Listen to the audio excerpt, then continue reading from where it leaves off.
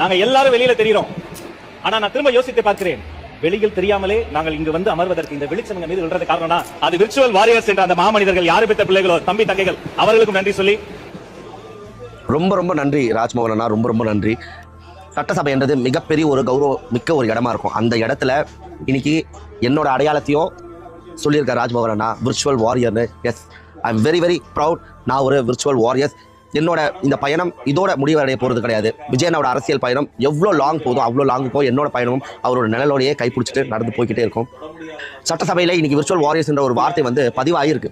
அது எவ்வளோ பெரிய ஒரு ஹானர் தெரியுமா எங்களுக்கு.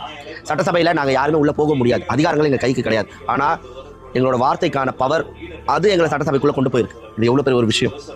மனசு உண்மையாகவே ரொம்ப சந்தோஷமா இருக்கு. ஒரு விர்ச்சுவல் வாரியராக இங்கே இருக்கிறது வந்து சாதாரண ஒரு விஷயம் இல்லை.